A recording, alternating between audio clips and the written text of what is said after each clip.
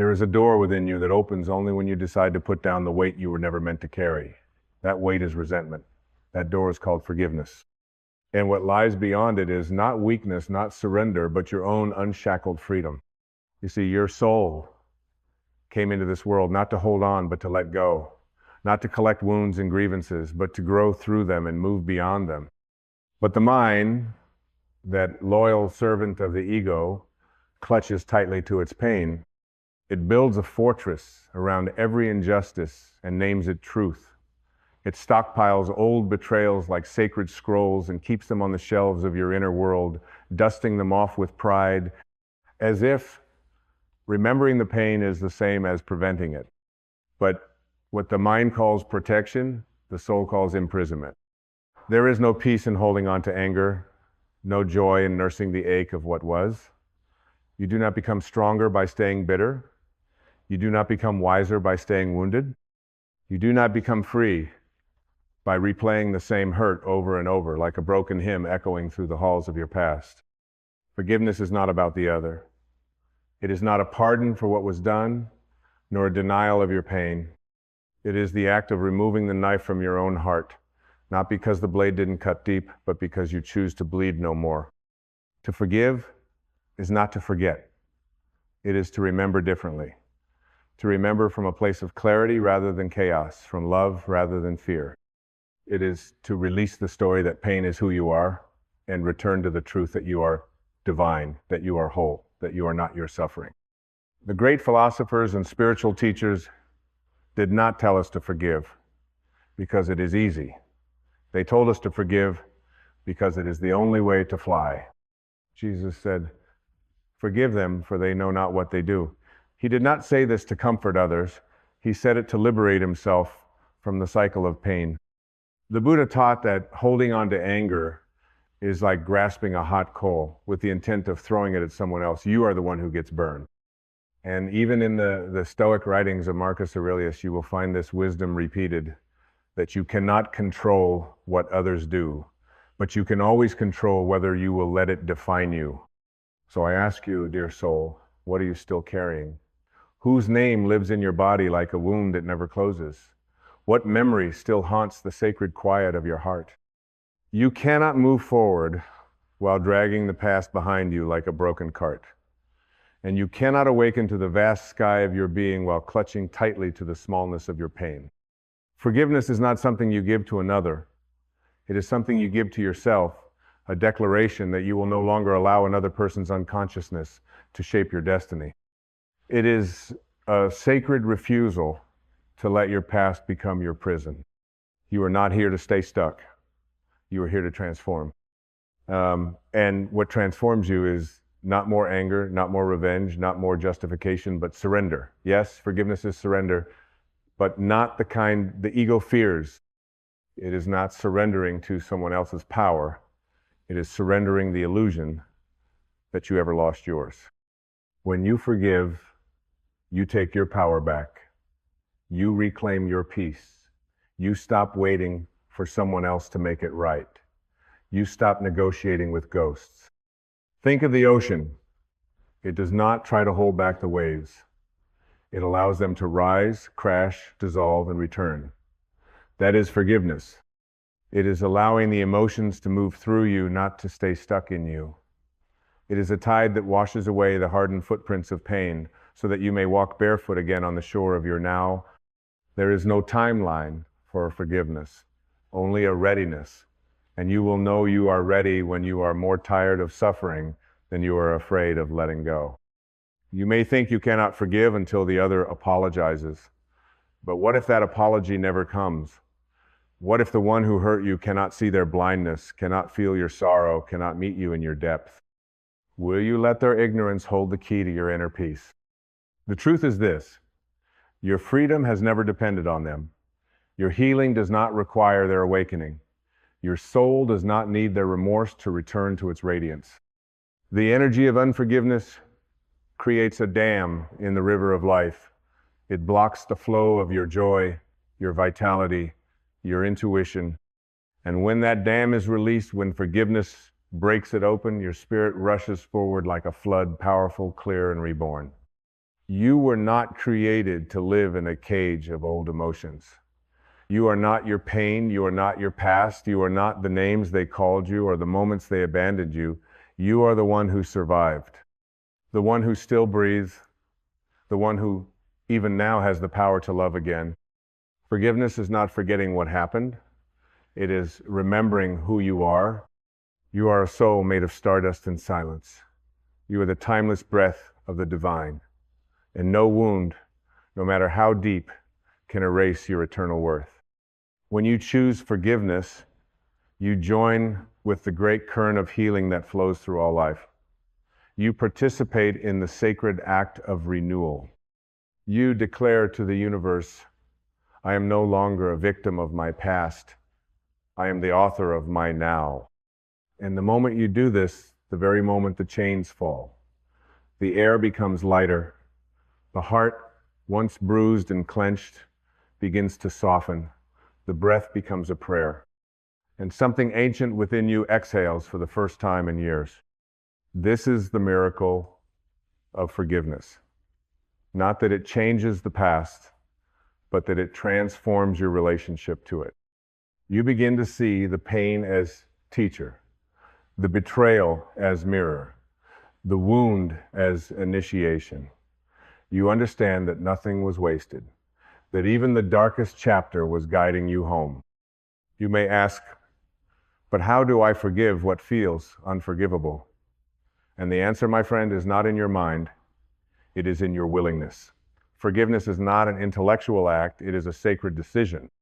You don't have to feel it yet. You only have to be willing. Willing to loosen your grip, willing to see differently, willing to heal. And from that willingness, grace will come. A new perspective will dawn. The heart, once closed like a fist, will begin to open like a flower in the sun. You don't need to know how to forgive. You only need to say yes to the healing that is already trying to reach you. Your soul is not interested in blame. It is not interested in being right. It is interested in being free. And forgiveness, true, deep soul level forgiveness is the key. There is a sacred moment, not seen with the eyes, but felt within the very breath when you finally realize that holding on is hurting more than it's helping. And in that moment, something ancient in you weeps, not out of sadness, but out of relief, because the soul has waited lifetimes for you to come to this edge, the edge where you no longer define yourself by the pain inflicted upon you. This is where transformation begins. To forgive is to choose truth over trauma. It is to let the memory exist without letting it possess you. It is to open the gates of your being and allow the light to pour in where darkness once lived, like a tenant overstaying its welcome. You do not need to fix the past. You do not need to rewrite it. You only need to stop carrying it as if it were your identity. You are not what they did. You are not what they didn't do. You are not the brokenness you inherited. You are the awareness watching it all unfold. And that awareness is untouched. It is eternal. It is divine. The ego wants justice. It wants the scales balanced. It wants the pain repaid. But the soul only wants peace. And peace cannot exist where you are still rehearsing your pain. You may think you are protecting yourself by not forgiving. You may believe that staying angry keeps you safe. But in truth, it is like drinking poison every day, hoping it will harm someone else. It won't. It is only your joy, your vitality, your presence that is being quietly eroded. Forgiveness is not saying what they did was okay. It is saying that you will no longer allow what they did to determine who you are. The soul, when it forgives, does not become weaker. It becomes lighter. It becomes clearer. It becomes closer to its original essence. For the true self was never wounded, never tarnished. Only the mind, the story, the image, only that was bruised, but not the soul. The soul remains what it has always been, free. There is profound wisdom in allowing the past to be past. You do not owe it your allegiance. You do not owe your suffering loyalty. You owe yourself freedom. You owe yourself the release of that heavy burden. because life is not meant to be carried, it is meant to be lived. The lotus grows in the mud, not despite it, but because of it. So too do you rise, not in the absence of pain, but in your sacred decision to grow beyond it. The mind may say, but I can't forgive, it hurts too much. And that is okay. That is not the voice of weakness. That is the voice of someone standing at the threshold of healing. Even the smallest willingness to forgive cracks the door open. And once light finds its way in, healing becomes inevitable. You do not have to forgive perfectly. You only have to forgive honestly. And honesty means acknowledging the pain, not avoiding it. It means sitting with the grief, the rage, the sorrow, not as enemies, but as guests. Let them come, let them speak, let them leave. Your job is not to suppress. Your job is to allow and then to release. Because that is forgiveness. It is the art of letting go without needing to forget, without needing to be repaid, without needing it to be fair. It is a return to the only place where peace is possible, the present moment. Every time you choose to forgive, you return to yourself. You come back to the breath. You come back to stillness. You come back to the open field of now, where nothing is missing and everything begins again. Forgiveness is not a single act. It is a spiritual practice, a way of being, a daily choice to choose love over fear, to choose freedom over bondage, to choose now over then. And with each choice, you soften. With each choice, you rise. You begin to see that the person who hurt you was hurt too, that their unconsciousness was their jail cell, that their blindness was their burden. You don't excuse it, but you see it. And in that seeing, you release the need to make them your jailer, because you are no longer a prisoner. The moment you forgive, you leave the cell. And the lock was never on the door, it was only in your mind. This is not a message for the faint of heart. Forgiveness takes courage. It takes spiritual maturity. It takes a willingness to live by higher laws than the ego can comprehend. It is the highest form of self-love to say, I set myself free, not because you earned it, but because I did. Do you see, dear soul? Forgiveness is not for them. It never was. It's for you, for your healing, for your peace, for your life. Your heart was not designed to be a vault of pain. It was meant to be a sanctuary of love. And love cannot grow where resentment roots. So you must become the gardener. Pull out the weeds of bitterness, water the soil with grace, let the light in, and watch as joy, real joy, returns. Not the kind that depends on anyone else, but the kind that arises simply because you are no longer at war with yourself. When you forgive, you return to the sacred truth that you are not separate, that we are all threads in the same divine fabric. And what you do to another, you do to yourself. When you forgive another, you extend grace inward. When you release your grip on their wrongs, you loosen the noose around your own soul. And yes, it takes time, it takes patience, but it begins with one choice: to stop carrying what doesn't belong to your future. You are not here to drag chains. You are here to spread wings. Let this be your moment of decision, the moment you choose to lay the weight down, to breathe deeper, to feel again, to live, because life, true life, begins where forgiveness flows. There is a silence that follows true forgiveness, not the silence of suppression, but the silence of liberation.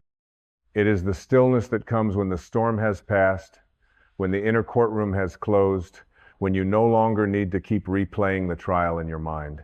And in that silence, you meet yourself again. Not the wounded self, not the defensive self, but the original self, the self before the story, before the betrayal, before the pain had a name.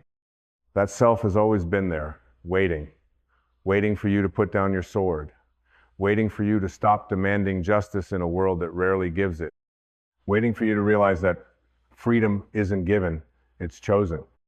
Forgiveness is that choice. It is not an escape from truth. It is a deeper truth. It is not turning a blind eye. It is opening both eyes fully and deciding to see through them with love instead of fear. You were never meant to be a reservoir of resentment. You are a vessel for light. And when you empty yourself of bitterness, you make space for the radiance of your soul to come forth again. No one else needs to change for you to forgive. The apology may never come. The understanding may never arrive. The other may never even know how deeply they hurt you. But none of that matters. Because forgiveness is not about changing the past. It's about reclaiming your power in the present. You are not bound to the events of yesterday unless you tie yourself to them. You are not sentenced to keep reliving the injury unless you choose to stay within the walls of it. The door has always been open. You've just needed the courage to walk through it. Let go of the belief that suffering equals strength. Let go of the idea that being right is more important than being free. Let go of the inner posture that says, until they see, I won't heal, because they may never see, and you deserve to heal anyway. Your healing is not conditional. Your joy is not contingent on someone else's remorse. You are the source. You are the healer. You are the one who gets to decide how long the pain stays. Imagine your spirit like a bird in a cage, the door wide open, yet unmoving, believing the bars are still there. Forgiveness is the act of realizing there were no bars, only the memory of them, and then spreading your wings. When you forgive, you do not lose yourself. You recover yourself. You become whole, not by rewriting the story, but by rewriting your relationship to it. You look at your pain and say, I bless you. You taught me, but you do not define me. This is how the soul evolves. Not through perfection, but through the sacred choice to rise again and again above the level of injury. To meet darkness not with more darkness, but with the light that says, I am more than what happened to me. You become the space through which healing enters the world. And in doing so, you become a healing to others. You begin to understand why the greatest spiritual teachers walk through betrayal, abandonment, suffering, not to remain stuck in it, but to show what is possible when love is chosen anyway. They taught forgiveness not because it was easy, but because it was transformational. The Course in Miracles reminds us all forgiveness is self-forgiveness, because when you forgive another, you release your own mind from the grip of judgment. You stop punishing yourself by carrying the burden of what cannot be changed. To forgive is not to condone, but to transcend. You rise, you bless, you release, and in that release, you discover a new kind of power, not the power that dominates, but the power that liberates. The power that sets your inner world free so your outer life may follow. There's nothing weak about forgiveness. It is the greatest strength the human spirit can embody. Anyone can fight. Anyone can resent. Anyone can stay wounded. But to love in the face of injury, to release when revenge seems justified, to rise when bitterness feels more familiar, that is mastery. That is the divine in human form. That is you when you remember who you are. So I ask you again, what are you still holding? Whose face still lives in the shadows of your thoughts? What moment still echoes in your chest when silence falls? Let it come to the surface. Let it rise like steam from the body. Don't judge it, just witness it with the eyes of compassion, not contempt. And then bless it. Say, I forgive you. I forgive myself. I forgive this moment for being as it was, and mean it, even if your voice trembles, even if the hurt still lingers, even if your hands shake from the weight of letting go, because forgiveness is not a one-time act. It is a rhythm, a devotion, a return. Every time your mind goes back to the wound, you gently guide it back to love. It is a spiritual muscle. The more you use it, the stronger you become. And eventually the pain that once screamed now whispers. And then one day it vanishes like fog lifting from a valley. And you are still here, stronger, softer, more radiant than ever. This is the truth, beloved. You were not born to hold grudges. You were born to hold light. You were not born to carry pain. You were born to carry peace. You were not born to relive the past. You were born to create the future. And the moment you forgive truly, deeply, and fully, that future begins. There is a softness that emerges in your being. The moment you forgive, not because you have forgotten, but because you have remembered what truly matters. You remember that love is who you are, not what they gave. You remember that peace is not something you wait for, it is something you claim. You remember that you are not the wounded child still begging for recognition. You are the eternal soul stepping back into your power. Forgiveness is not an act of erasing, but of alchemizing. You take what was once heavy and you transmute it into light. You take what once hurt and you turn it into wisdom. You take what was meant to shatter you and you allow it to sculpt the highest version of you. And what is this highest version? It is the you who knows that nothing outside can take away the divinity within. It is the you who understands that no one can truly harm you because your essence is untouchable. They may bruise the body, they may betray the trust, but they cannot scar the soul unless you let the wound linger through unforgiveness. And so you choose to release, not because it feels good in the moment, but because you are ready to stop giving your future to your past. The longer you hold on to resentment, the longer you delay your destiny. Each time you revisit the hurt with bitterness, you say to life, I'm not ready to move forward.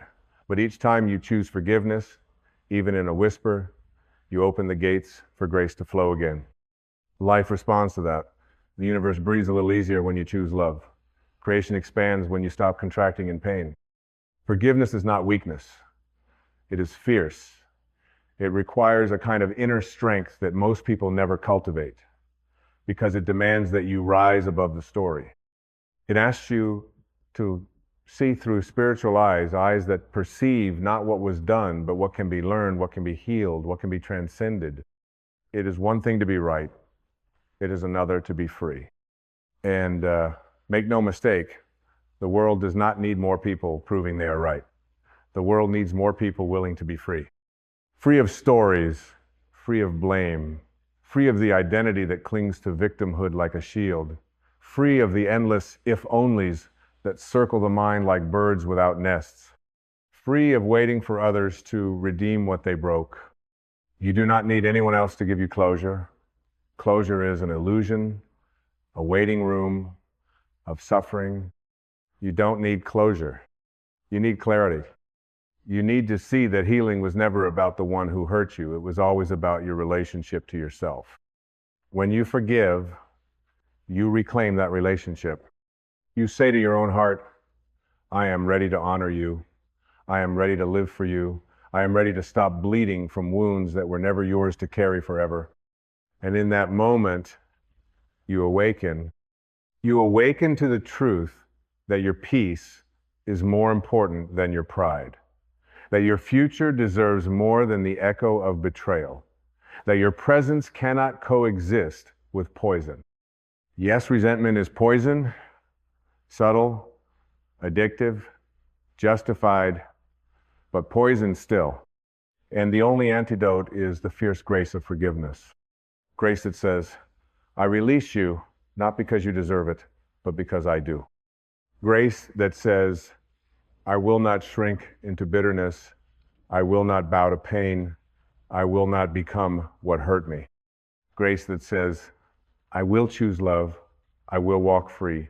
I will trust the process of life again. Because life is always waiting with open hands. But it cannot fill what you keep clenching. It cannot bless what you keep guarding. It cannot flow through a vessel that refuses to empty. Forgiveness is the great emptying. It is pouring out the stale wine of the past to make room for the living water of now. It is uncurling your fingers from the stories that once made you feel safe, but now only make you feel stuck. You are not stuck because of what happened. You are stuck because of how you've held it. And the miracle is this. The moment you change how you hold it, the moment you offer it back to the divine, the moment you say, I no longer need to carry this, you become weightless. And with that weightlessness comes vision, clarity, strength, compassion, joy. You begin to see the hidden architecture of the pain, how it shaped your resilience, how it opened your empathy, how it taught you what matters most. You begin to see how every soul is on a journey, and some are still asleep, some hurt others because they don't know how to do anything else. And while that does not excuse the harm, it allows you to release the illusion that their behavior was about you. It wasn't. It never was. It was about their own wound, their own fear, their own confusion. And you, being the light you are, were simply present when their darkness came through. You can honor the truth of your pain and still choose not to let it define you. You can acknowledge the impact and still choose your own liberation. You can tell the truth and still let it go. Because forgiveness is not the absence of memory, it is the presence of wisdom. You remember but differently. You remember without hate, without shame, without vengeance. You remember with gentleness, with compassion, with a quiet, unshakable strength. You become a living prayer, not for justice, not for revenge, but for peace. A prayer that sounds like this: I forgive you, I release you, I bless the path that brought us here, and I walk forward free. And now, here you are standing at the edge of a new life. A life no longer built on wounds, but on wisdom. A life no longer defined by stories of pain, but by acts of grace. A life that no longer waits for someone to make it right, because you have made the most important choice of all to set yourself free. You may feel lighter already, or you may still feel the ache of letting go, but know this: whatever you feel is right, whatever arises is holy, because in the sacred act of forgiveness, everything becomes a teacher, even your trembling, even your tears. You are walking into the open now, into a future unshackled, into a heart unburdened, into a soul that no longer confuses its light with its losses. And though the world may still spin in its chaos, though others may never understand your depth or honor your path, you will know something they don't: that you are free, that no past can imprison the spirit that chooses to forgive, that no wound is stronger than the one who is willing to heal, that the highest act of courage is to love anyway, to release anyway, to rise anyway. So breathe deeply now, not as the one who was hurt, but as the one who has returned to wholeness. Breathe as the soul who no longer seeks permission to live unburdened. Breathe as the sacred, shining, radiant being you've always been, now uncloaked by the fog of old pain. This is not the end. This is your beginning. The beginning of a life rooted not in what broke you, but in what awakened through the breaking. You are not here to carry scars like trophies. You are here to turn wounds into wings. And forgiveness? Forgiveness is the wind beneath them. Now fly.